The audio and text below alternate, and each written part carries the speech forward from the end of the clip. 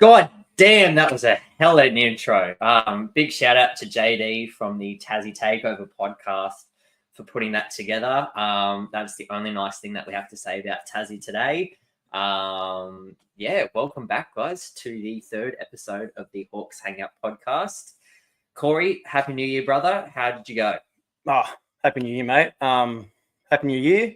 Mm-hmm. New Year. New me. Sam me, dog. That's like a LaMelo shout out there. Great little quote from LaMelo. Yes, unfortunately, it hasn't been the same for the Hawks. So it hasn't been the same year for them. Like, we had a great 2024 in the first two games of this new year. They've had two losses, our first two losses of the new podcast, mate. So, unfortunate, but we're ready to bounce back. What did you think? I definitely agree with you there. Some very, very tough games. Some very lopsided reffing, some very lopsided playing from a few players. There's a lot of stuff that we'll get into later on when we have a look back at both games. In my opinion, I would like to say that they were probably exhausted. The boys have had a massive road trip. They played Christmas in Sydney. They had a day of travel up to Brisbane. They played in Brisbane. They had 2 days off, played down here again, back home, 2 days off. And then, we had a Cairns game as well. So they really haven't had much time off with family, in and around family. It's been a lot of travel. It's been a lot of hard work, getting it in, getting it done. Obviously, 2 really big road wins, one on Christmas Day, one in Brisbane after a slow start. And then obviously coming back home and having 2 poor games getting into that. Now, we did say at the end of last season and the start of this season, we were a bit of an underdog. And Corey, show off your hat. Well, all I'm going to say, guys, like this, there's a positive out of these 2 losses, and now we can claim the underdog status. All right. So the Hawks have always been the underdogs. I don't feel too comfortable when we're on top of the table. So the reason I like to claim that underdog status is because, as the hat says, everyone loves an underdog. So I'm keeping it. All right. Same as the no chip talk. We are the Hawks and now the underdogs, mate. We just lost to the worst team in the comp. Like, surely we can't win the comp when you've lost to the worst team. Like, what was it? They lost 14 in a row. Like you said before, like, they've had a tough run, the Hawks, lots of games in a short period of time. They would have definitely earned their beers on New Year's Eve. Even if they had a loss, they could hopefully got to relax and have a couple of beers. We're going to have a couple of beers today as well. So we'll pop it. Again, doing a little bit of tradition now. We're going to represent these great local breweries we have in the Illawarra. I've got one from 5 Barrels. It's a Navigator, one of my favorites. It's a red IPA. Beautiful drop. What about you, Sammy? And I have got from New Brewing Company in Coniston, First Light Brewing Company, I have got their Extra Pacific Ale. Beautiful drop. Now, obviously, those 2 losses, some people might say on the ladder, the Hawks could, if they drop a few more, could be free falling. Or as you said, Sammy, free frolling. But I'm just hope we can bounce back against these mighty Tassie JackJumpers on Tuesday. But let's get into this New Year's Eve review, mate.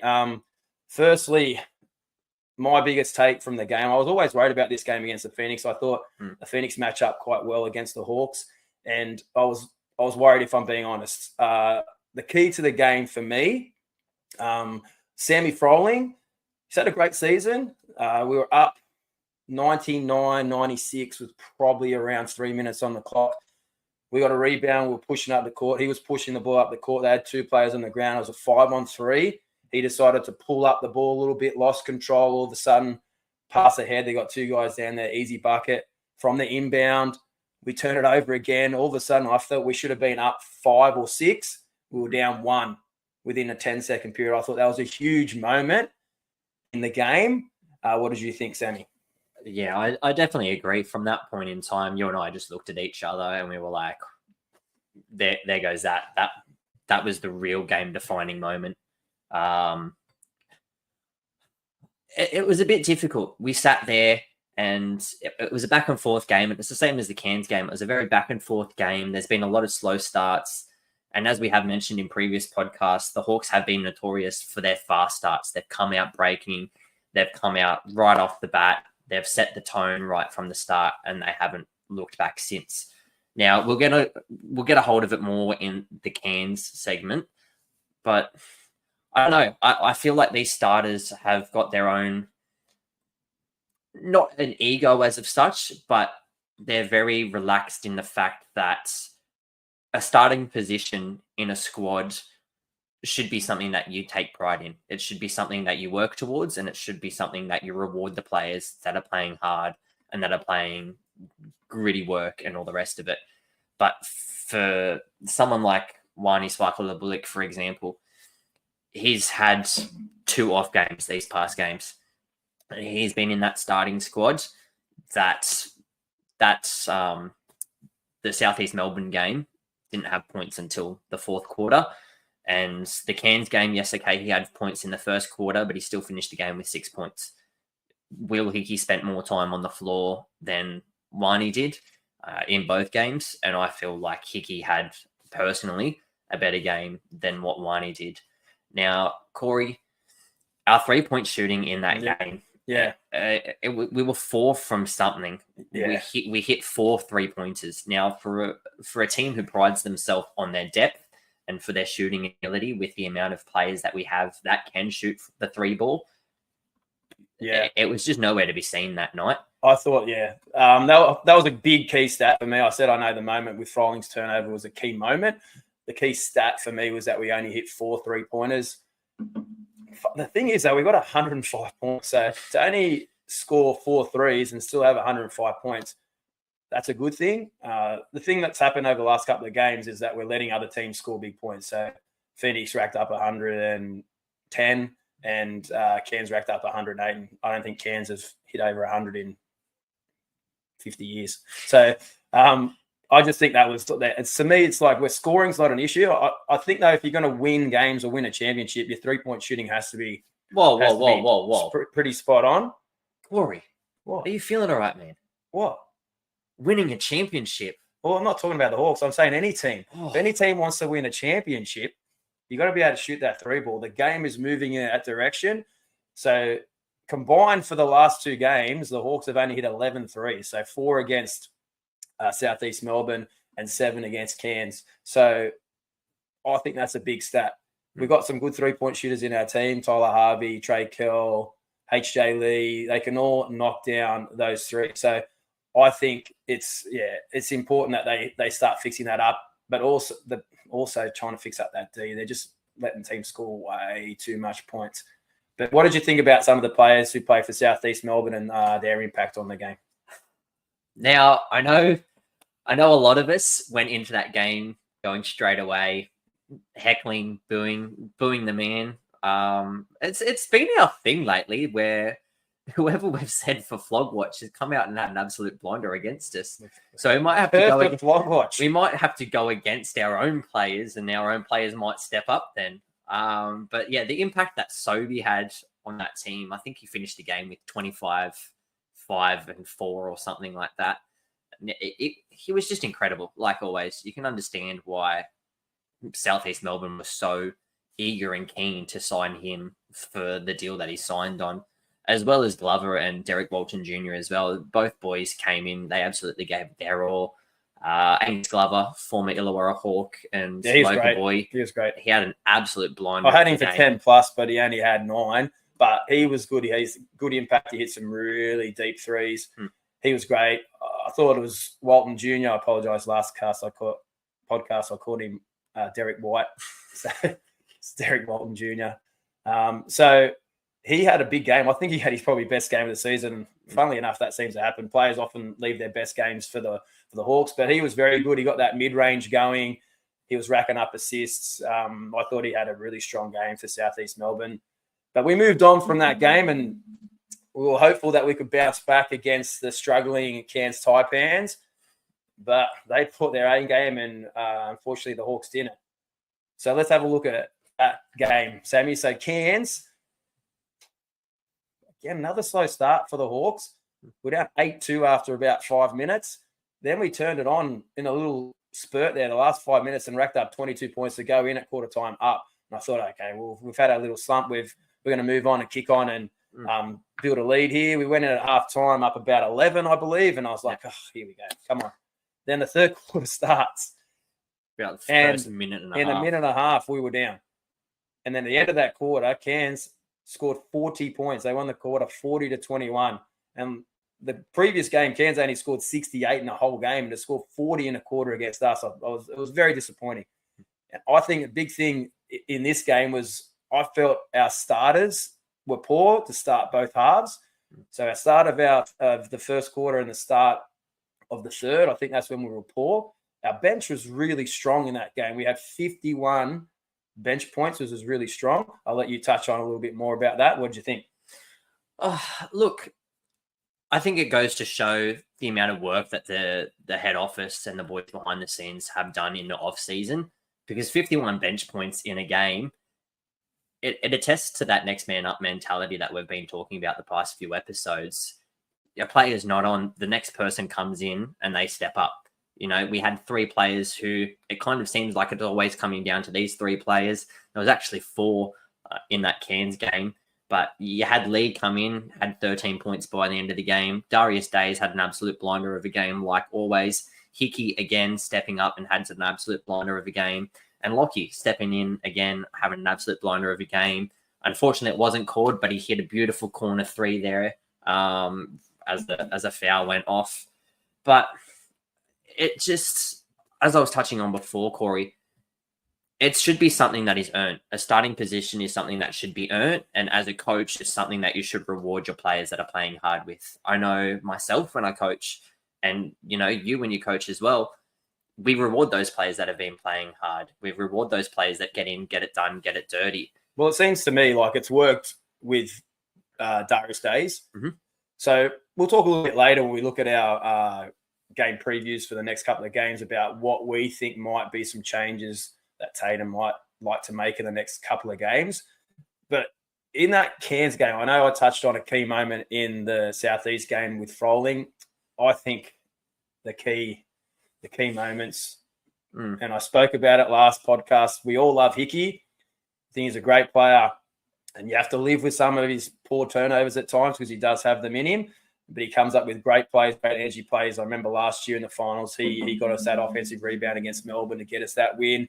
So you got to live with some things, and this game, unfortunately, we had to live with some of the bad parts of it. But he had some crucial moments in that game, I believe. He had a turnover. We were, again, trying to push the ball up before, get an easy basket. He just lost it with no pressure, lost the ball, turned, they went and scored. He had the unsportsmanlike foul, which I felt was unnecessary. He fouled a guy, he got 2, then he went and had another 2 for the unsportsmanlike. Then they got the ball back. I think we went from being up 6 to being level just in that one play. Yep. Again, obviously the turnover at the end of the game where we get a rebound off their missed 3 to try and level it. He has the ball, he just has to hold it or make an easy pass to someone, but he was worried about getting fouled. He just missed his last 2 free throws. He throws a crazy pass up court, it gets intercepted, and we all know what happens there. They end up hitting a 3 and end up winning the game. So unfortunate. I think that was the key moment, though, and I think it's going to be interesting to see how Hickey bounces back from that. We're lucky that we're in a pretty good position with how well we've been playing, so hopefully they don't let it get to them too much, but hopefully they learn from it and become better in the next couple of games. Yeah, and to touch on the end of that game, Corey, it seems the past few games in particular, starting from that Christmas Day game, besides that Brisbane game where we had that slow start and then we came out and we pummeled them, it seems our end-of-game management is starting to lack a little bit there. We've always had a substantial lead or some sort of comfortable lead, and the other team has always managed to make their way back into it. As I said, my team was notorious of it when I coached, and we lost our grand final because we didn't play till that final buzzer. The game is not over until the game is over. 100%. Now, that Hai Jung Lee call, whether or not it was a call, people are debating that there was time left on the clock, that there was no time left on the clock. I believe the game should have gone to overtime. I believe that call wasn't a call. He was straight up. He ran straight into him. My opinion on that is... You didn't need to heavily contest the shot, though. It was 0.3 seconds left on the game. I think if we start looking at blaming refs or blaming other things, they got to take ownership. If they're sitting in a meeting saying to each other, "Oh, that shouldn't have been a call. The game was over," you're not going to get anywhere No. there. You've got to take ownership. It was a poor pass from Hickey. We all know. We'll move on, own it, and move on. It was a poor decision by H.J. Lee to step across and try to challenge a three-quarter shot.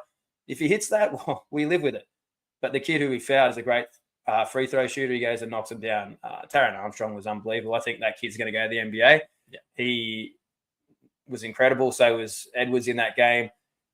But we got to own those moments. If you don't and you're looking for other excuses, the Hawks aren't going to get any better. So hopefully they do that. But like you said, so we end of game management. I said it in the Sydney game. We end up winning. So often when you win, people forget about those things. But we did make some poor decisions in that game. We just got away with it. And this time we didn't. So we really need to tighten up those moments. So the pass wasn't great, but then also when we came out, we still had 2 seconds to potentially win the game. We went for a pass over the top. We were talking about this earlier. Like, what was your thoughts on that? They had the mismatch there. They created the mismatch that they wanted, and obviously Darius Days couldn't hold on to the ball, and we still had enough time for them to run down. They hit a crazy shot by Rob Edwards. It's tied game with nothing left to go, and he gets fouled by Taron Armstrong gets fouled by Hyung Lee. Perfect opportunity there. I don't understand why they weren't in the game at that point in time, but for someone like Lockie to be playing the way that he had been playing that game and to have stepped up the way he had stepped up, they created the mismatch that they wanted with Days. There was no reason why Lockie couldn't have been on the floor instead of someone else on the floor and create the mismatch with Lockie, and Lockie gets the ball. He goes up for it. Worst comes to worst, he catches the ball. Time runs out. He shoots the shot. He makes it. He doesn't make it. Oh, well, we go to overtime. Yeah, I think in those moments, when you've got the ball with 2 seconds to go and the score's a level, if you've got the ball, the worst thing that should be happening is it's going to overtime. You should not be losing the game. So that's a key thing moving forward. You might lose the ball, but don't panic and think, oh, I've got to make up for it. Just live with it and go to overtime. They had a player fouled out. The odds were in our favor that we're probably going to win that. I think Edwards was on 4 fouls as well. So a pretty strong position. So they should have been maybe talking about those things in the timeout. If we don't score here or we fumble it, don't foul. Yeah. Don't foul. They're in the bonus. Just if they have to hit a three-quarter shot and they do it, we'll say well done and we'll move on. So yeah, move it. Let's move on. It's not on our little run sheet, mate, but we do have a couple more nicknames. A couple more nicknames that I've got to go through. And I know you're excited about these two. I'm gonna shock you with one because there's one I've changed him.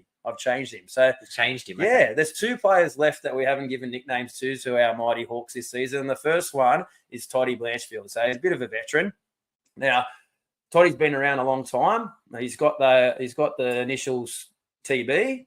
So I'm going to give Toddy, and I think you like this, I'm going to give him the nickname Tom Brady.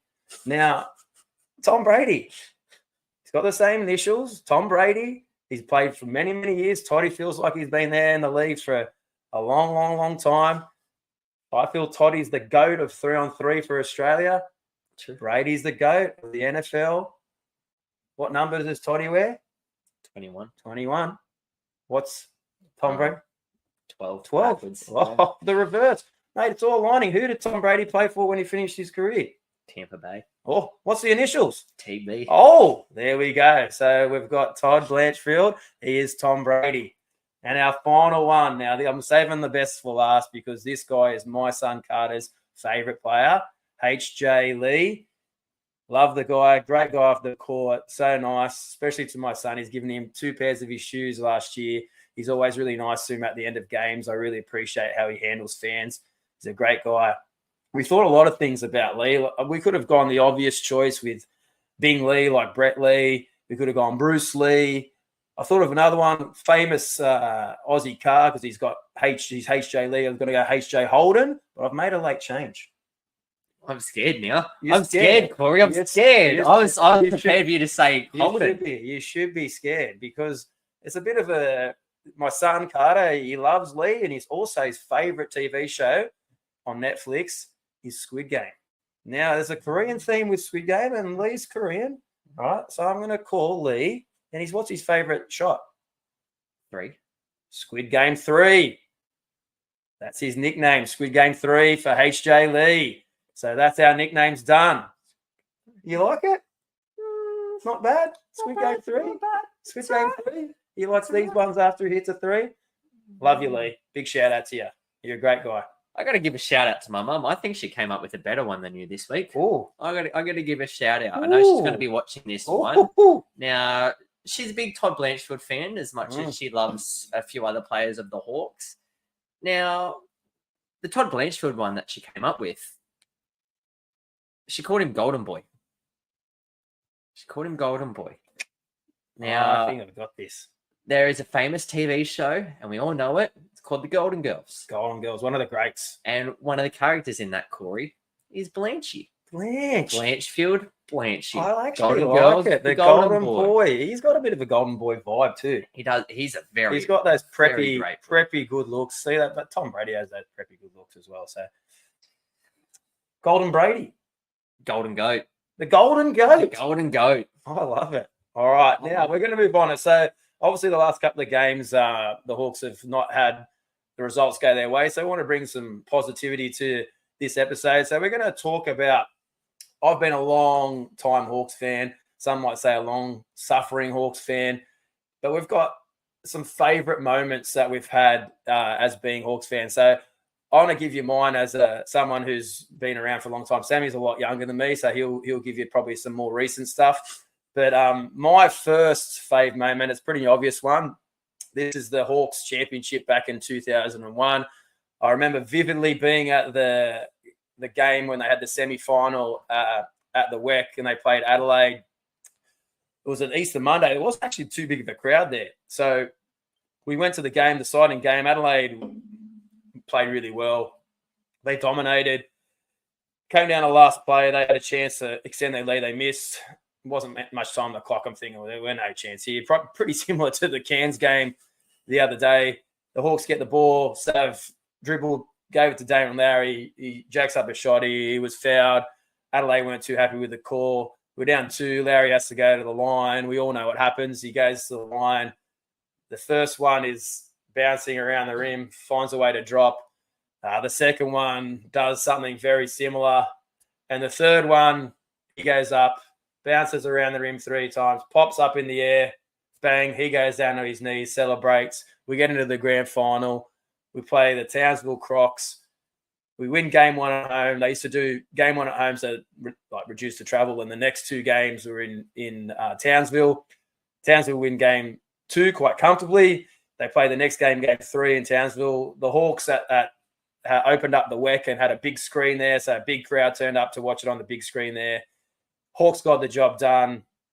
Oh, so exciting. Tears rolling down the face. The celebrations the next day, back to the WEC when the team came, all on the stage, celebrating hard. I remember Melvin Thomas had the glassiest eyes I've ever seen in my life, but they deserve to celebrate hard. It was a really great moment. I'll never forget it. So that's one of mine. My second favourite moment is a little bit more recent.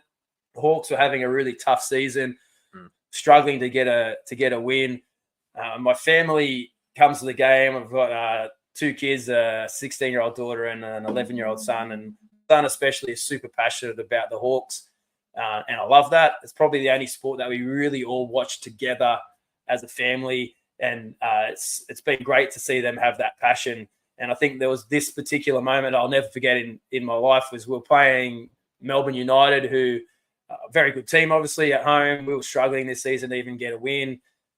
Came down to the last few moments. The Hawks were down by 3. They get the ball to the bathroom. Tyler Harvey, he hits a 3 on the buzzer to send it to overtime, and we're jumping up and down. I look over to my son, and he's so excited. He's got tears running down his face, and I said, "Are you all right?" He goes, "I don't know why I'm crying, Dad. I don't know why I'm crying." And I go, "Mate, you're crying because it means so much. Yeah, they're happy tears." And that just melted my heart. It was just a great moment. I'll never forget it. I think we did end up going on to lose that game, but I just felt like it was a moment in his life where he found the passion and love for the Hawks and saw how much it meant to him. So this is why I don't want any chip talk, because it actually means that much to me. So I don't want to put any jinxes on it. And I know how much it would mean to him if we could somehow do it just one more time. It would be lovely. What about some of your favourite moments? God, I wish I was there now. I've heard all about it from my parents and lived the glory through them, and I've watched the replays and everything. And as you just said, like it would mean so much to the 13 fans in the Illawarra apparently that go to the games. At least it doesn't look like an awkward family reunion when we go to a stadium. So, I think my top favorite moment for me would definitely have to be, it was the theme at the start of the episode. We've got one of his jerseys there. Corey's wearing one now. But shout out to not TB, but to LB, LaMelo, big ball of ball, hitting an insane monster triple-double in front of your home crowd. Monster 3, Sunday Detch just kicked it straight back out to him.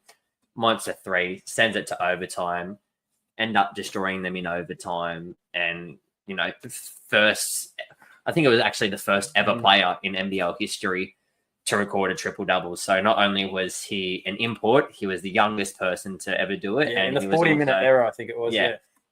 So that was just incredible, watching that live, being there, experiencing it all, and watching someone just bring a team that honestly did not have much at that time.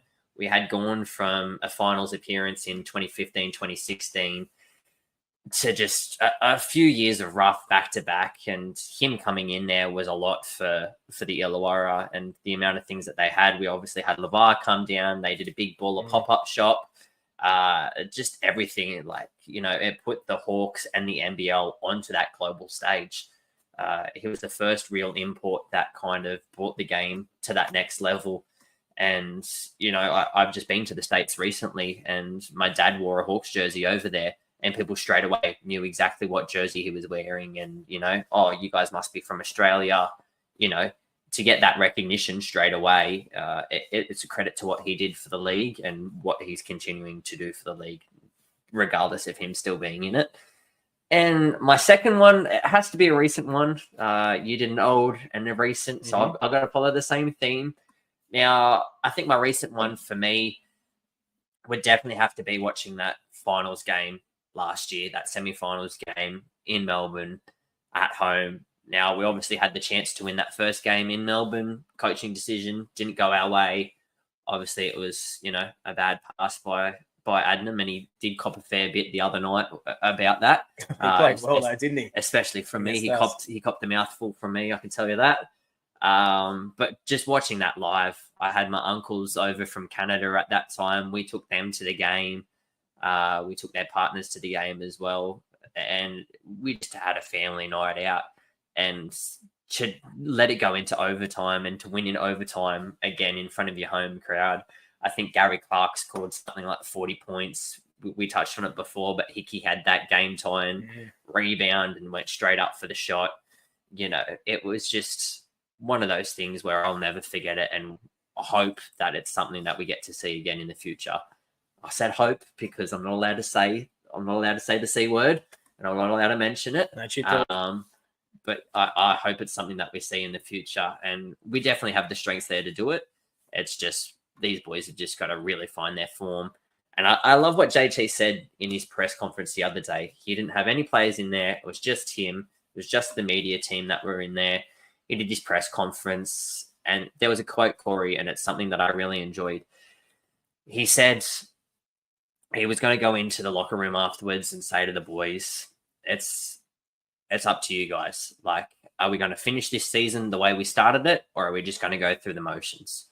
And I feel like if we keep going down the path of what we're doing, you and I have said it to each other, these 2 losses could easily turn into 5 losses. That happens. You see it in all sports. 1, 2, 3. It's hard to break it. So that's why I was keen for us to win that Cairns game, just to stop, because I feel like the teams who do go on to win competitions, they have the ability when they have a loss to bounce back and not make it 2, 3, 4 losses in a row.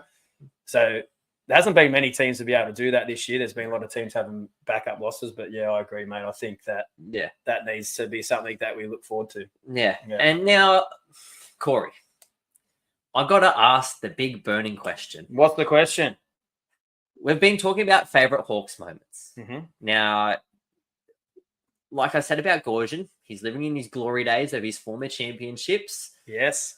I've heard you have been living in your glory days I lately. have, mate. Now, let me just tell you, I want to bring something back to the Hawks. I think this could get us out of the funk. Now, I walked past the great Chuck Harmison on the way to the game the other day, and I said to him, mate, we need to bring back the theme song, the Hawks theme song. And Sammy's like, what the hell? We never had a theme song. I go, mate, come on, young blood. You gotta know the theme song. So I'm sure the Hawks fans out there will remember this.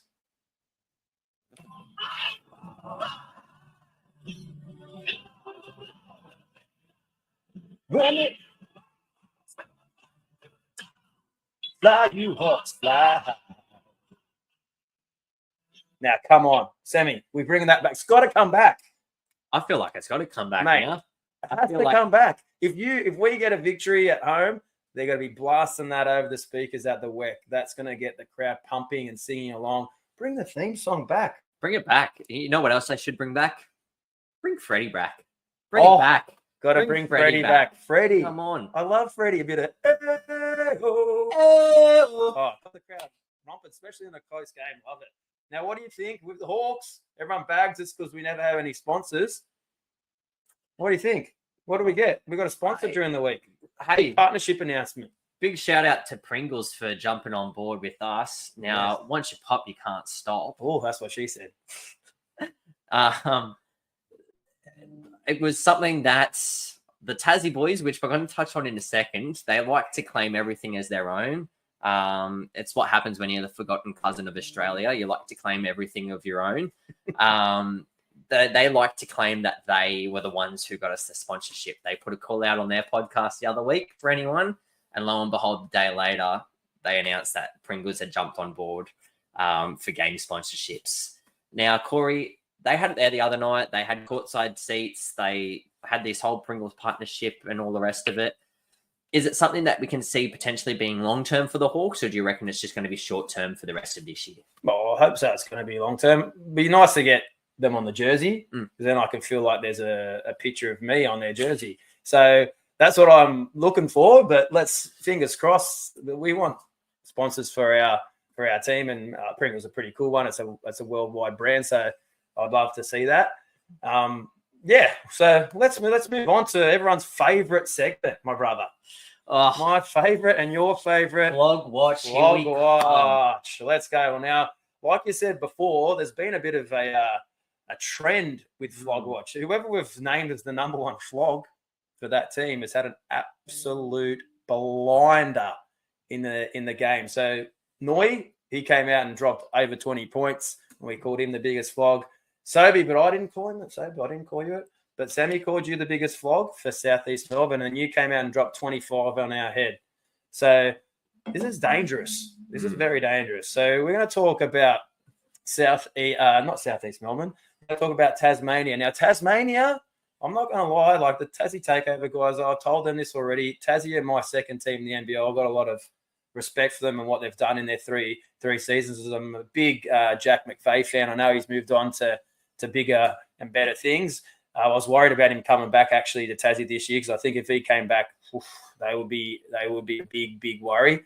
So we're going to look at my nominee. I think I can only think of one. I don't have many. They don't have many flogs, Tassie. No. Let's be honest. No, but there's one big flog. Who? Drew Mick.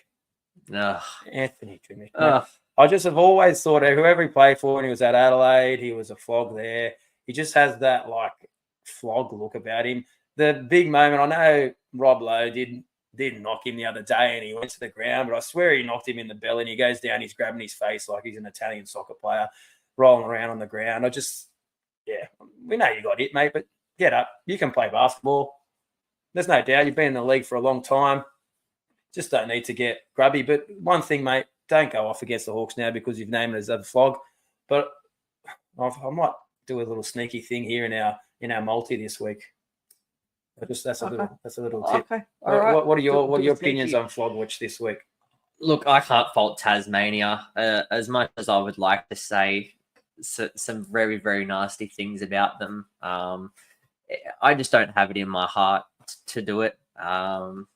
You know, as I said before, we've got 13 passionate fans that come to the game every single game. It's growing, man. It's growing. It's growing. It's growing. We had close to a sellout the other night, and I sent a video to the boys, and I was like, "How's this for 13 fans?" And as I said before, at least it doesn't look like an ugly family reunion gone wrong. And we're not the forgotten child of Australia, so we're not having to do anything to be relevant, to show that we're still existing and all the rest of it. I feel like the Tasmanian Championship was kind of like similar to LeBron and the Disney Championship with COVID. It was given them because it was nepotistic. Now LeBron's, I felt like they just gave it to him to appease him and appease all of the players and everything else because they had to go away, and it was just all of this thing. Wow. I felt like for Tassie it was a bit nepotistic because, as we've said, they're the forgotten child of Australia. And they couldn't get it done in their first year. They couldn't get it done in their second year. But third time's a charm. They got it handed to them on a silver platter. All I'm going to say, mate, at least we're not known as the females nether regions, the map of Tasmania. Like we're at least we're not known as a. True. That's all they're famous for. No, and so seriously, guys, like the JackJumpers, like you've got an ant as your mascot. A child's foot could squash a mascot. Besides the only ant that's good at basketball is Anthony Edwards, like Ant-Man. Now, if you saw him, how good would that be? The ultimate ant for the ants. We did have a big joke the other day about Jimmy Buckets potentially signing for the Sydney Kings. But Javonte Turner turns out to be their import signing. Javonte Buckets, maybe. Have not seen this kid play basketball. I don't think he's played much basketball, but we'll see what happens. We've got a few games against the Kings coming up. Now, previewing against our Tassie game coming up on Tuesday night. Yeah, big game. Tassie are obviously playing at the moment as we're recording this. Tassie are playing at the moment. Tassie then plays against us on Tuesday. No, we don't play the Tide card for them. How many games have we played in like the last whatever many days? Come on, there's played about 6 games in a row. We're not going to let them go. Oh, we're tired, poor baby ants. It's not going to happen. So that's not going to happen. Now, this is the thing for me. Big thing for this preview of this game. Now, I've been thinking a lot. Now, I know Hickey had a bit of a brain explosion the other day, but the big thing I'd be looking to make in this game is I'll be looking to have Hickey start this game. Now, the reasons why I want Hickey to start, I think he's going to be a little bit down on himself. He's going to want to make a statement. I think get him out there straight away. Doesn't have to sit on the bench thinking about it. Get him out there and get it done. Second thing is, Wani, like you said, hasn't been great the last couple of games. So I think it'd be a bit of a statement to say, let's go, Wani. You're going to start on the bench. You're going to come on for us and give us a little bit of a spark. And the reason why I'm saying that is, now Tassie have been starting their little ant, Jordan Crawford, great player, off the bench. Now, I think Wani's strength is guarding undersized guards, using his length to make it really difficult for them to score. He's quite good laterally. He's a pretty good on-ball defender. He can stay in front of those smaller guys, can use his length to challenge shots. I think if he spins it in that way, Tatum, and says, mate, I want you to come off the bench because then when Crawford comes on, I'm chucking you on to shut him down. I think he'll take that on and he'll do a good job. I think that would be a great idea for the Hawks moving forward. I think it'll help 2 players. Hopefully, Hickey get over that brain explosion, and Wani needs to try to get out of his funk a little bit. Yeah, 100%. If for whatever reason, Hickey's obviously been referred to the game review panel. If he gets handed a match ban and that sees him out for Tassie, could you potentially say that Darius Days would start over him instead? That's another person who has been in there, been doing the hard work and getting it in and getting it done. Do you reward him by putting him back into that starting lineup? Yeah, so potentially I think that could be an option. I don't think Hickey's going to get a game suspension. A fine would suffice, in my opinion. Yeah, I just don't think that's there was not much in it. There wasn't. I feel if he does get a game suspension, they're setting a precedent there. A lot of other guys have done worse and only cop fines. So I think, Hickey should be fine. that's my opinion on that game. I respect Tassie. I am worried about this game. I do think they are a good team, very well coached. Respect Scott Roth immensely. What he's done with this team and his defend the island attitude, the way that he people want to play for him. He's a great coach. I do think that this is going to be a very, very tough game. I think Tassie have put it down in their calendar and said, looking at this game now, the Hawks have dropped the cup. If we can get this, all of a sudden, after a slow start for us, we're on top of the league. So this is a big game for both teams. And I'm expecting it to be pretty fiery.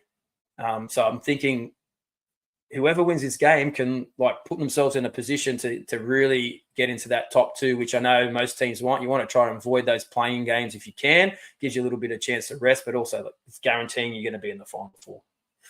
Pretty much. It's going to set a precedent for the rest of the season. There's not too many games left now, with our last game being at home on the 6th of February against the Sydney Queens. Now, it's one of those games where obviously in the start of the season, we did put a number on them. I think it was 109-76, and I don't think we've really versed them since then. We might have had one game in Tassie, or I think we've actually got a game coming up in Tassie. Now, it's just one of those things where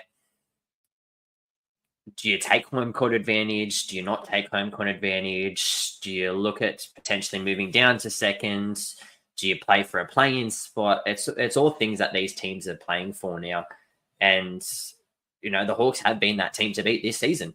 They have been on the top, and whether teams have exploited their weaknesses or started learning what to do against them in certain game plays, it's one of those things where the coaching staff of the Hawks has seriously got to look at it, because it's coming down to crunch time, and to drop 2 games in a row, one against, yes, a fairly good Southeast Melbourne Phoenix team, but to lose against the bottom in the league, you're now going back in front of your home fans who are pretty deflated after 2 home game losses. Yeah, you've got another 2 games in a row where they have to be big. They've got to be big games, and I'm not saying blowouts, but it's got to be big, hard work, blue collar, the Illawarra Hawks that we know and we love.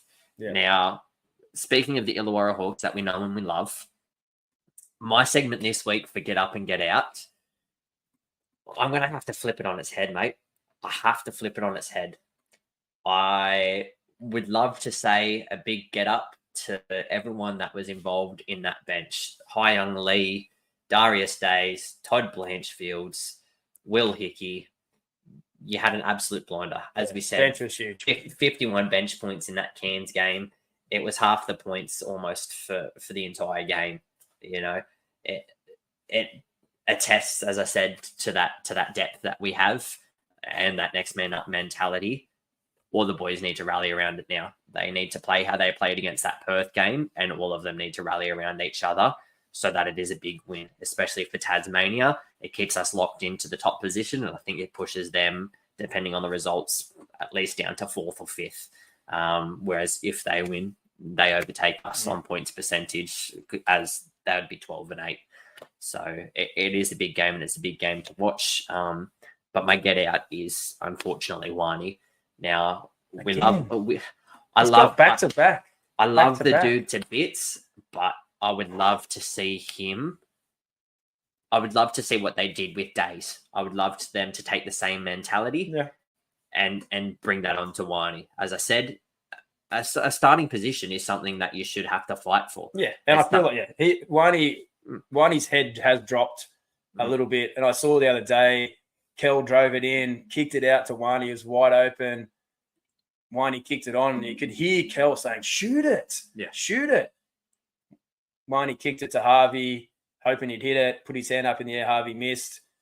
Next time the ball went out, Tatum made the call. He pulled Wani. Wani's head dropped. It's almost like he's saying, "Mate, if you're open, you've got to take that shot. If you're on the court and you're open," he wants to be known as that 3-and-D guy. You can't be giving up open shots when guys are driving in the lane, kicking it out to you wide open. You've got to be shooting that ball. So for me at the moment, Wani, it's a confidence thing. Let's hopefully he can shake it off, buddy. 100%. Now, our last section, and it's always a fan favorite because, Ryan Tucker, I think he's backed it a few times. I think big Joshy Higgins has backed it a few times as well. I know you haven't backed yourself by putting your own money. I can't do it, mate. I told you, I'm the curse. So this is our multi for the Tassie game. And I do this. I don't like to put Hawks players in these multis. So I'm going to go now. I put the kiss of death on the Hawks like I do, saying that they've been incredible in the first quarter. So I'm going away from it. I'm going Tassie to win the first quarter. Oof. And again, I told you the flog watch has been a curse for us. Whoever we've said is the biggest flog's had an absolute blinder. So I'm going Anthony Drimmick to go 10+ points. Mm-hmm. Then finally, big fan of this guy. He's just super smooth on the court, and he can nail those threes, and he has a habit of nailing plenty of them against the Hawks. So I'm going Milton Doyle, 2+3. So it's just a 3-legger. Now, I don't know what that's going to go up to because the game's not up yet because Tassie are currently playing now. So that could have injuries in that game could affect the next game. So that market's not up there yet. So I don't know what it's going to be. I'm predicting that'd be around the $5 or $6 mark. So again, bet responsibly and good luck. 100%. Now, unfortunately, that is all we have time for. As much as we would love to sit here and, talk shit for the rest of the night, we unfortunately have a nest to defend and a big Hawks nest and some Hawks to feed. So we will see you on the flip side. We've got a little special thing coming for you guys. So keep tuned. We've also got a website up and running. So you can find us at thehawkshangout.com. That can be found anywhere itself. Instagram. And we've got an Instagram as well. It's up and running. We've been posting some reels, posting some end of game footage and stuff. It's the same thing. You can find us on Instagram at the Hawks Hangout. Definitely go give us a like and a follow. We're also on YouTube underneath the Basketball Fix, same as Spotify, if that's how you're listening to us as well. Big shout out to those guys for having us on. Also keep an eye out on our websites for some very exclusive things coming soon, which I haven't told Corey about. Oh, I'm excited. But don't forget also there's a little competition going between podcasts. So we want to try and win. We are competitive guys. So make sure you're watching our podcast, follow us, all those things, and we can get some points and we can win this. And let's go Hawks. Let's go Hawks. Now, speaking of this competition, if any of you are listening to this right now, send us a DM on Instagram with a Hawk emoji and a question for next episode. So we know you guys are actually listening to what we have to say. I know we love to ramble on, but send us a Hawk emoji and a question that we'll answer next episode, all right? But for now, that's all from us. We'll catch you on the flip side. Go Hawks. Go Hawks.